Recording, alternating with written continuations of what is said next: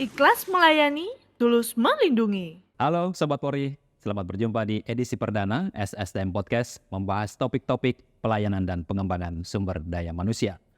Sumber daya manusia merupakan aset terpenting organisasi. Mengandung arti di dalamnya setiap anggota Polri merupakan aset yang perlu dikembangkan. Dalam proses pengembangannya memerlukan upaya-upaya terintegrasi, inovasi, dan akselerasi. Hari ini kita akan membahas salah satu inovasi yang dilaksanakan oleh SSDM Polri.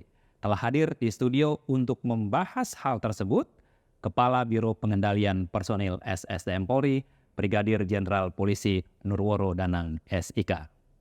Jenderal, terima kasih sudah berkenan hadir. Apa kabarnya? Alhamdulillah, kabar baik. Terima kasih kami diberi kesempatan untuk bisa hadir di tempat ini. Siap.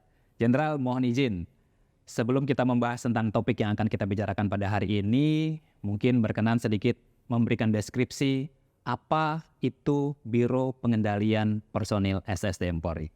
Ya, terima kasih bahwa Biro Dalpes SSDM Polri adalah bagian dari SSDM Polri yang mengelola sumber daya manusia Polri, khususnya dalam melakukan rekrutmen calon anggota Polri dan juga melakukan pengembangan anggota Polri untuk melalui pendidikan pengembangan, di mana dalam rekrutmen ini kita rekrut baik itu anggota Polri maupun juga ASN Polri.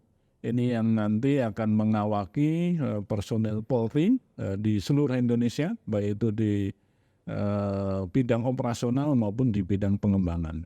Ini yang menjadi tugas pokok daripada SSDM Polri. Siap, terima kasih Jenderal. Seperti yang disampaikan oleh Presiden Joko Widodo, Jenderal, bahwa penting untuk menyiapkan SDM unggul dalam rangka mewujudkan Indonesia maju. Setiap lembaga dan kementerian diminta untuk menindaklanjuti kebijaksanaan tersebut.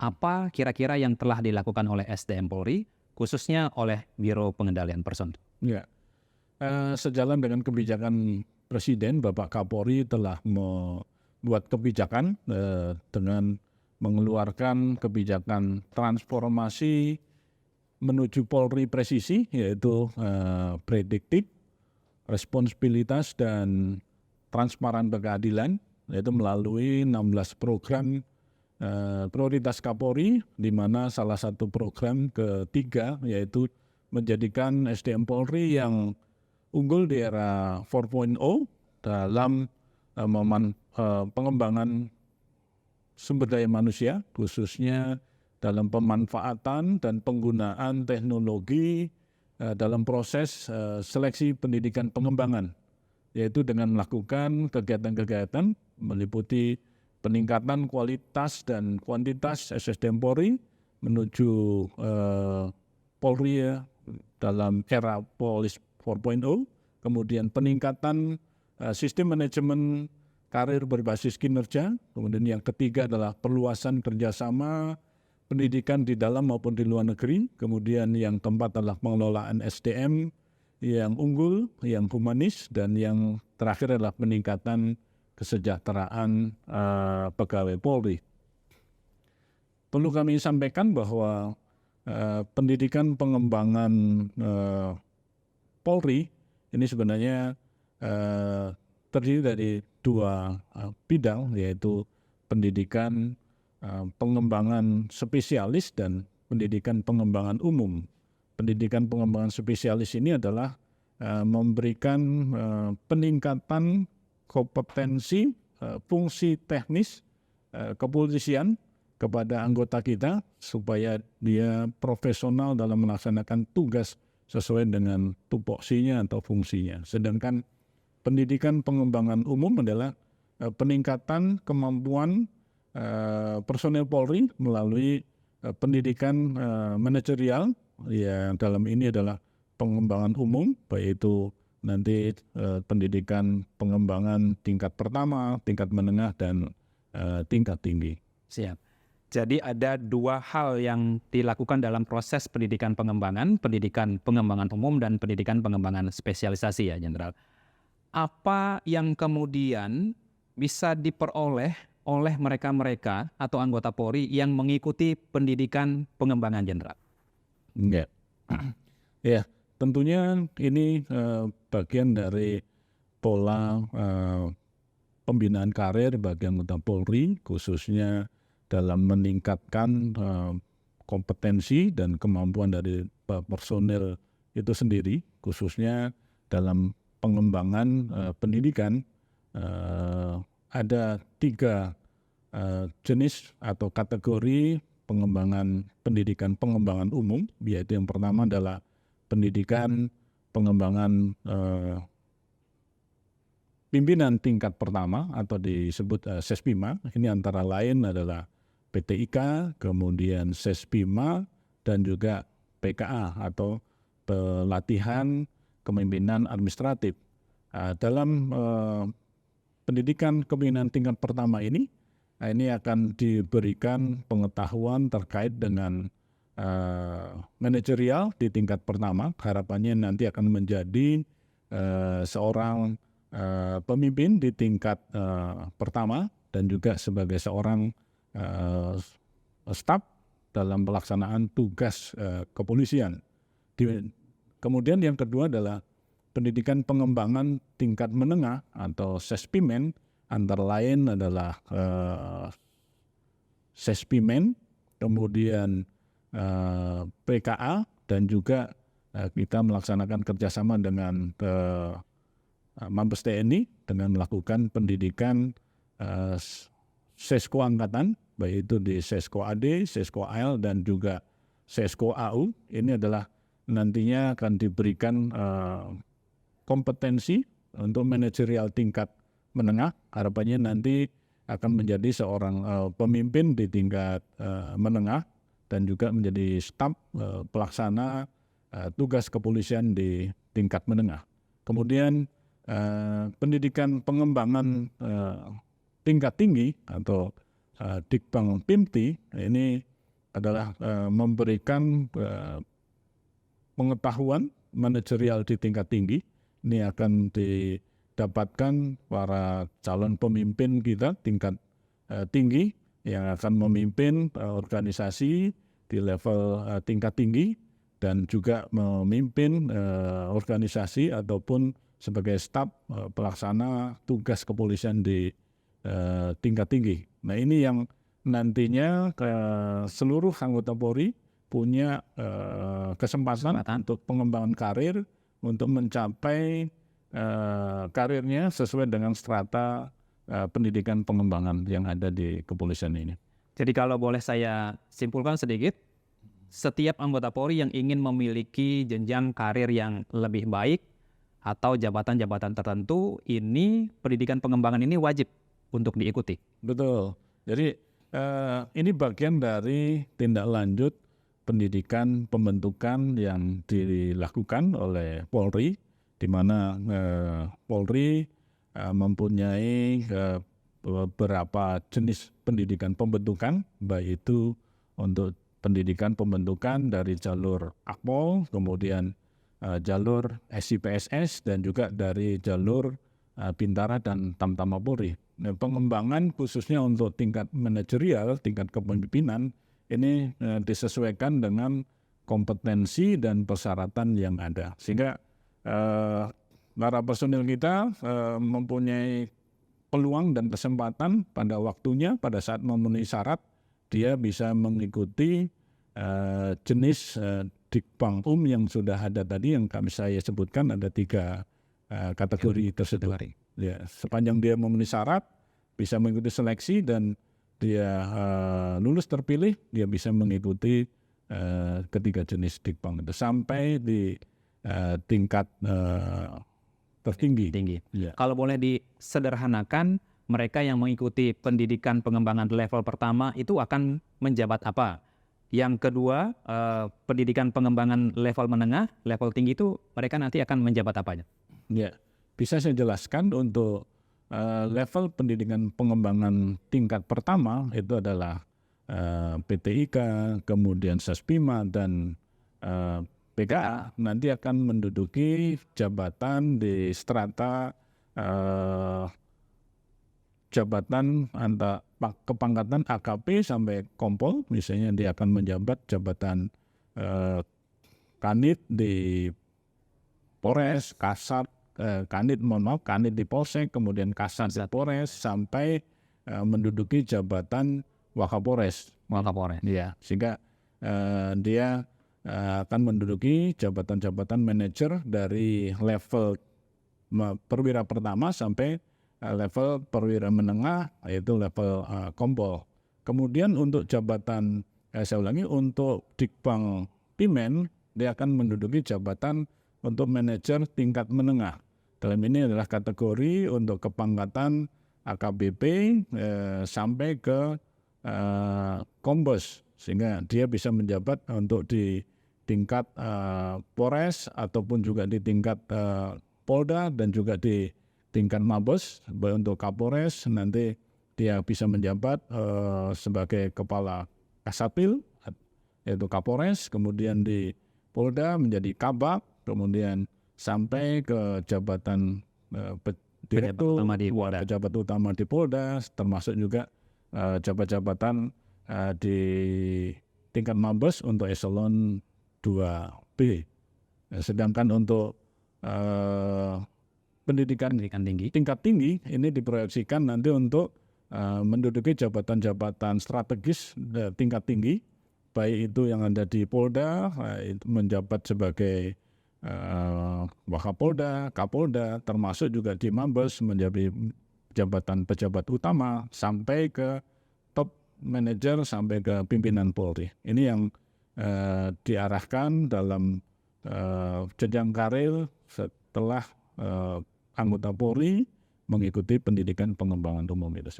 Terima kasih Jenderal. Nah, Sobat Polri, ketika Anda memiliki keinginan atau cita-cita untuk menjadi anggota Polri, dan pada saat Anda ingin menjadi seorang pejabat Polri, maka perlu mengikuti pendidikan pengembangan. Kembali lagi Jenderal, ketika kita melihat animo atau semangat para anggota Polri yang akan mengikuti pendidikan pengembangan, itu kalau dibandingkan dengan animo orang yang ingin menjadi anggota Polri, kira-kira persentasenya seperti apa, Jenderal? Ya, terima kasih.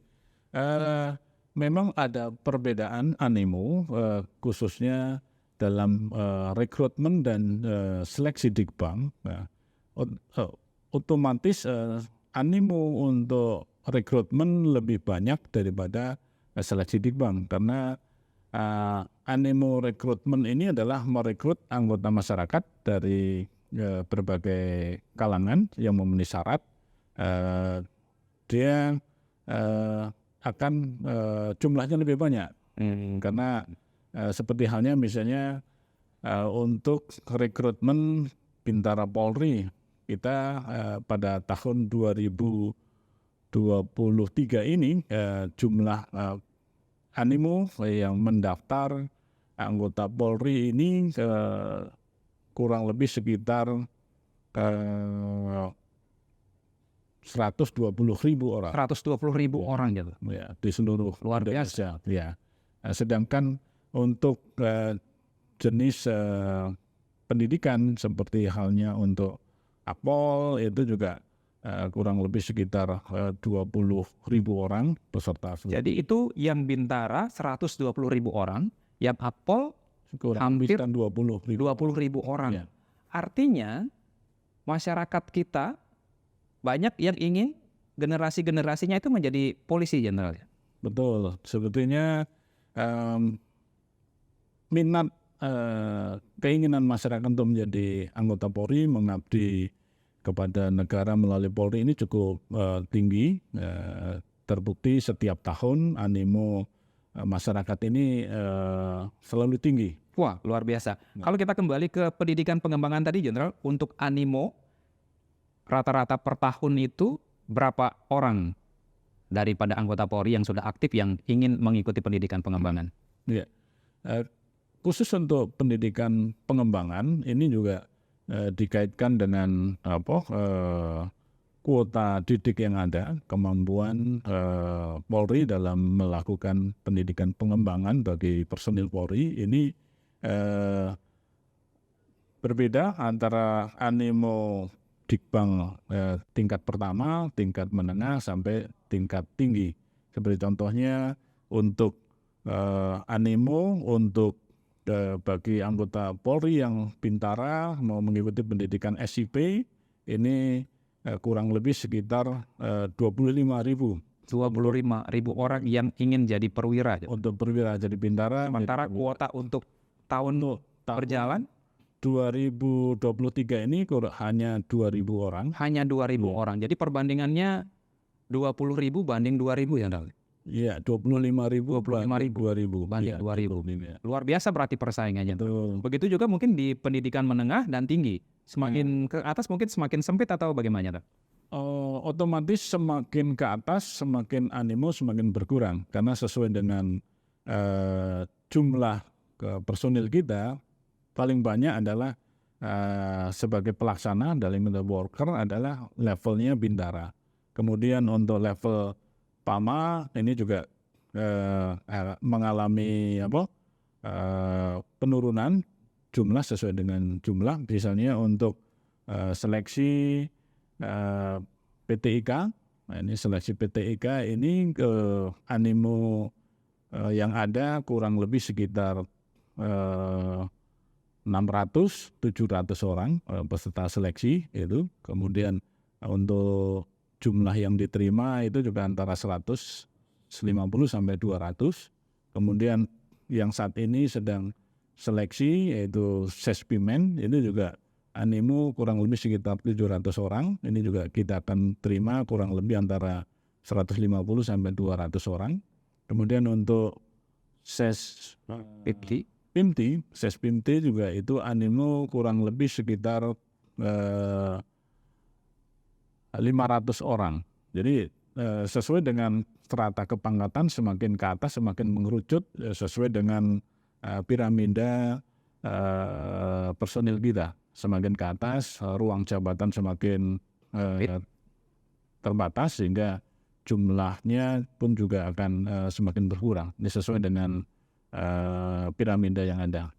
Artinya kalau saya melihat semangat dan animonya dibandingkan dengan kuota yang tersedia itu ada persaingan yang luar biasa, Jenderal ya. Tentu di dalam proses persaingan antar peserta ini kerja panitia itu menjadi ekstra.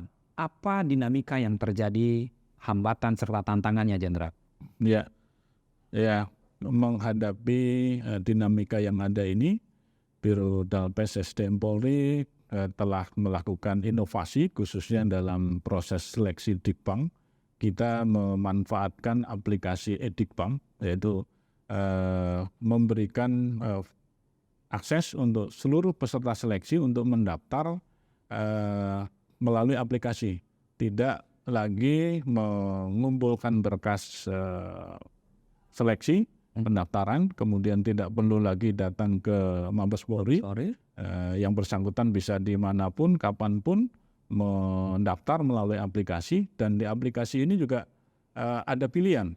Seperti halnya seleksi Dikbang Pimti itu yang terdiri seleksi yang dilaksanakan secara bersamaan. Ada seleksi Sespimti, kemudian seleksi Lemhanas, kemudian dan seleksi PKN tingkat 1. Para peserta bisa memilih sesuai dengan kompetensi dan persyaratan yang ada. Sehingga dia mendaftar secara online, kemudian juga memilih sesuai kompetensi dan persyaratan yang ada. Kemudian ini juga bagian dari mengurangi interaksi langsung antara peserta dan panitia. Ini juga bagian dari proses seleksi yang dilaksanakan dengan prinsip betah atau bersih, transparan, akuntabel. Kita menghindari ada kolusi antara panitia dengan peserta sehingga proses seleksi ini dilaksanakan secara transparan, memanfaatkan teknologi informasi. Jadi peserta, misalnya saya jadi peserta nih, Jenderal, saya bisa mengakses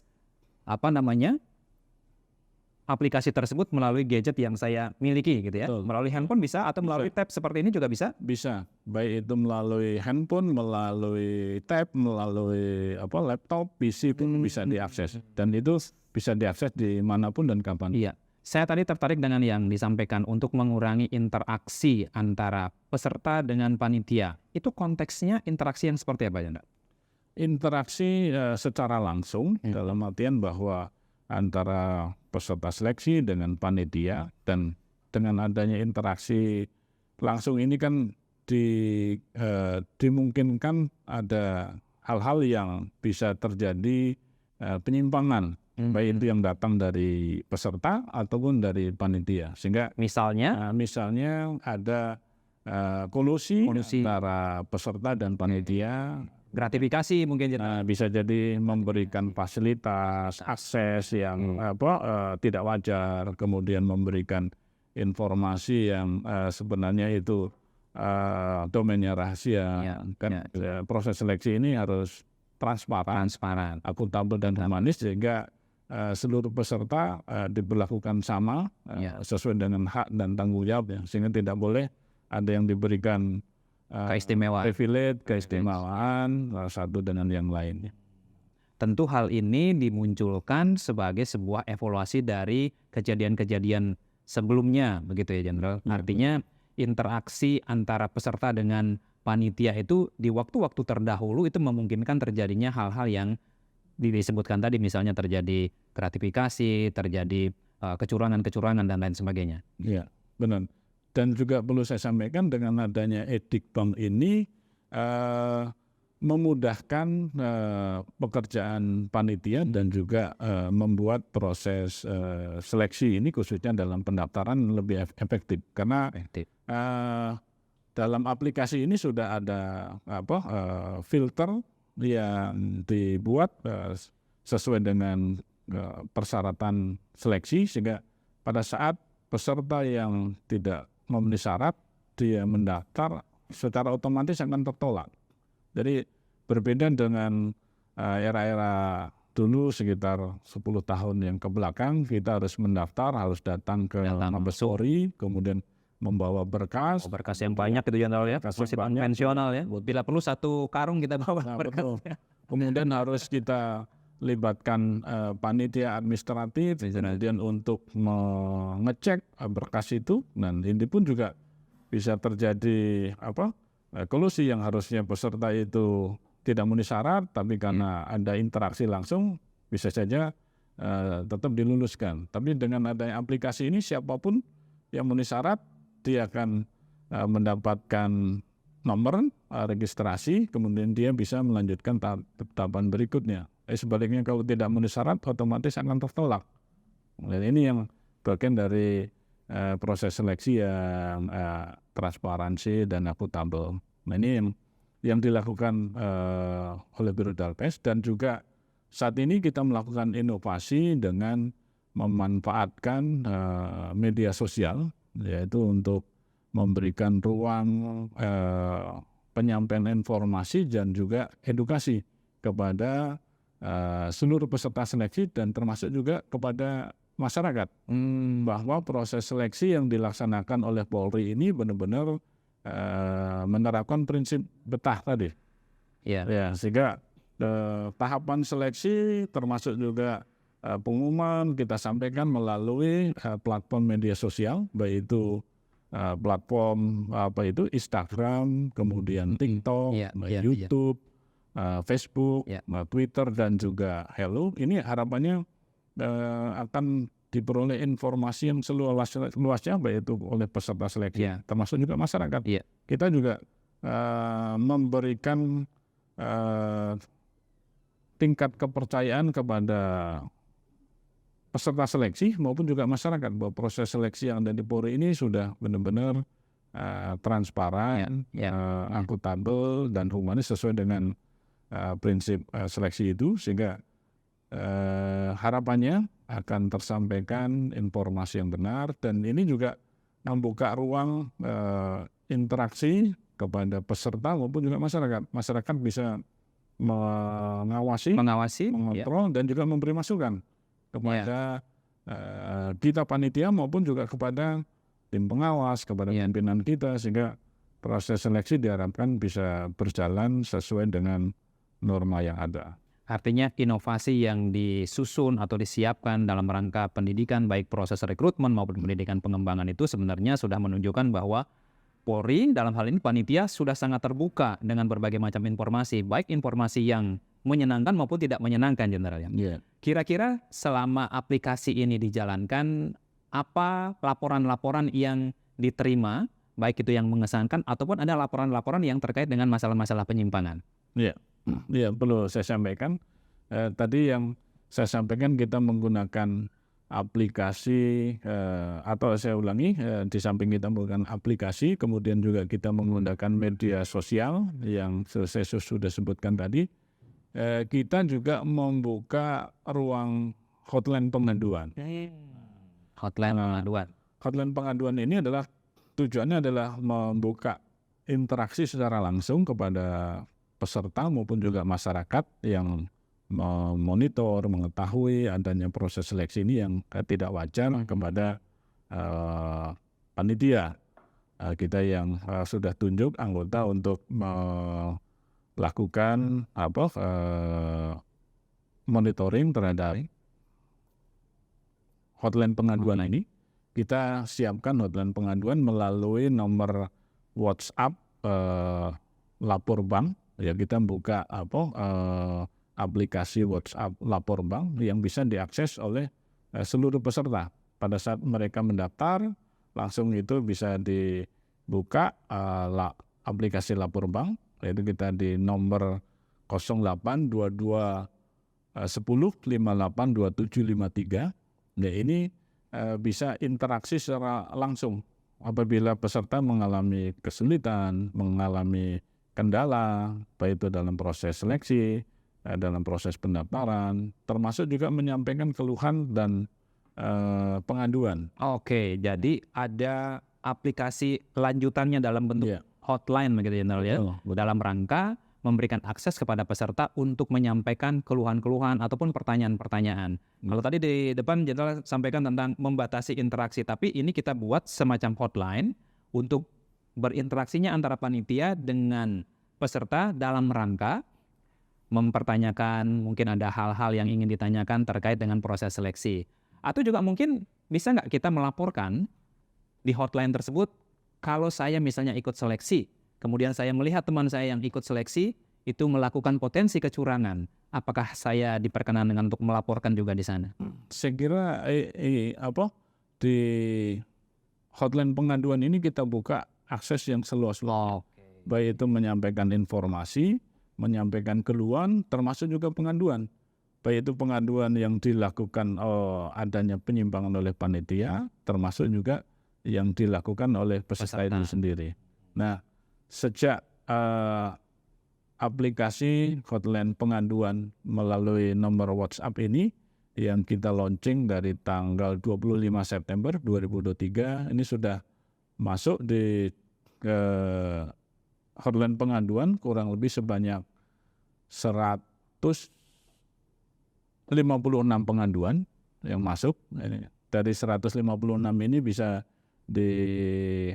klasifikasi terkait dengan pengaduan seleksi sebanyak 6 pengaduan, terus kemudian lain-lain di luar seleksi terdapat 17 pengaduan, dan yang paling banyak adalah 133 pengaduan. Namun demikian 133 ini sifatnya memberikan apresiasi, memberikan ucapan selamat kepada peserta seleksi yang dilakukan juga oleh para peserta seleksi. Seperti halnya beberapa waktu yang lalu kita sudah umumkan hasil seleksi Dikbang PIMTI, para peserta yang diberikan kelulusan, hasil seleksinya diumumkan lulus, mendapat ucapan dari para peserta lain. Nah, ini tentunya bagian dari apresiasi bahwa proses seleksi dilaksanakan sudah sesuai dengan normanya dan terdapat apresiasi dari peserta itu sendiri. Dan saya kira ini hal yang positif untuk kita, khususnya panitia seleksi. Harapannya ini masukan, saran, kritik dan juga aduan ini menjadi bagian evaluasi dan penyempurnaan dalam proses seleksi ini. Ya, tentunya apa yang telah dilakukan ini akan memberikan dampak yang baik kepada institusi Polri dan juga kepada para peserta. Karena di sini ketika saya lihat tadi prosesnya, dinamikanya, itu tujuannya adalah untuk memberikan sebuah jawaban yang menjamin adanya kepercayaan begitu Jenderal ya. Betul. Jadi peserta percaya kepada panitia, panitia juga tidak merasa ada yang mengintervensi.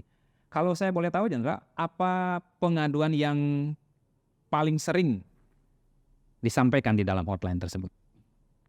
Ya, kalau saya sampaikan pengaduan ini yang bersangkutan input data pendaftaran dan juga yang bersangkutan menyampaikan mempertanyakan jadwal kegiatan yang harus diikuti oleh para peserta.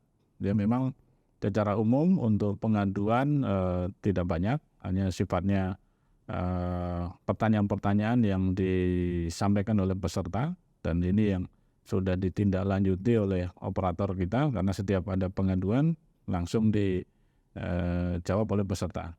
Sedangkan ada pengaduan yang di luar seleksi Dikbang ini adalah yang masuk dari masyarakat ke kita terkait dengan adanya pengaduan yang terjadi di masyarakat. Nah ini juga kita sudah arahkan, kita salurkan fungsi ataupun ke satker terkait misalnya itu terjadi di wilayah, di Polda, kita arahkan, kita sarankan untuk membuat pengaduan secara langsung ke Polda ataupun fungsi yang terkait yang membidangi pelayanan masyarakat. Oke, terima kasih Jenderal. Ke depan kira-kira apa inovasi atau terobosan-terobosan lain yang akan dilakukan untuk meningkatkan pelayanan di bidang pendidikan pengembangan ini, Jenderal? Ya, nah, tentunya SSDM Polri senantiasa akan melakukan inovasi pengembangan khususnya dalam pelaksanaan seleksi Dikbang ini. Harapannya ini memberikan kepercayaan kepada anggota kita, internal kita. Harapannya juga anggota kita dalam mengikuti seleksi ini dia akan mendapatkan hasil yang terbaik, kemudian juga adanya kepercayaan di internal kita sehingga nantinya anggota kita diharapkan setelah itu bisa memberikan pelayanan kepada publik yang sama sehingga terjadi kepercayaan juga dari publik kepada anggota Polri. Nah tentunya ini secara berkesinambungan kita juga memberikan kepercayaan kepada masyarakat. Harapannya juga kontribusi kepercayaan masyarakat kepada organisasi ini juga akan meningkat. Demikian. Nah, Sobat Polri, sudah kita ketahui bersama, sudah kita dengarkan bersama begitu terbukanya informasi maupun akses yang diberikan oleh SDM Polri, terutama atau terkait dengan masalah-masalah penerimaan maupun proses seleksi dalam bidang pendidikan. Tidak usah khawatir, tidak usah ragu, dan tidak usah banyak prasangka ketika teman-teman mungkin atau Sobat Polri yang sedang mengikuti proses seleksi pendidikan untuk mengikuti prosesnya dengan baik dan benar. Terima kasih Jenderal atas informasi dan pemaparannya. Semoga bermanfaat bagi rekan-rekan kita yang sedang mengikuti pendidikan pengembangan Polri. Sobat Polri, kita sudah mendengarkan informasi yang lengkap dari Bapak Kepala Biro Pengendalian Personil terkait dengan seleksi pendidikan pengembangan. Jenderal, mungkin ada himbauan yang ingin disampaikan kepada rekan-rekan yang sedang mengikuti pendidikan pengembangan biar mereka lebih percaya diri, Jenderal.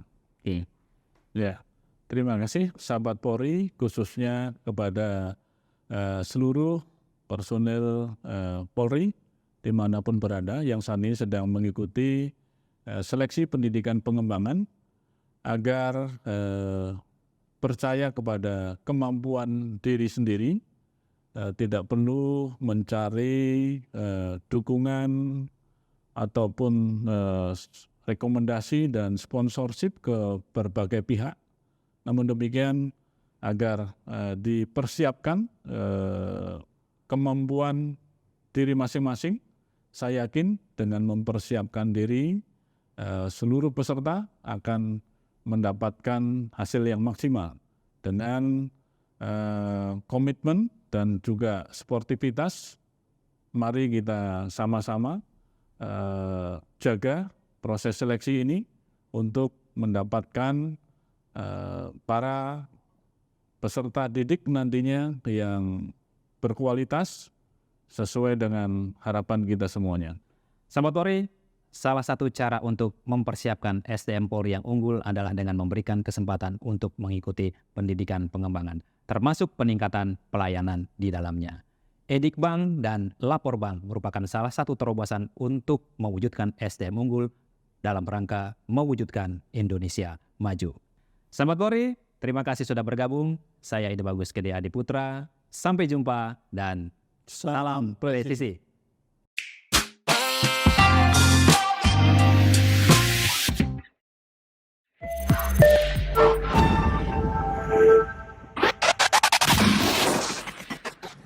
Ikhlas melayani, tulus melindungi.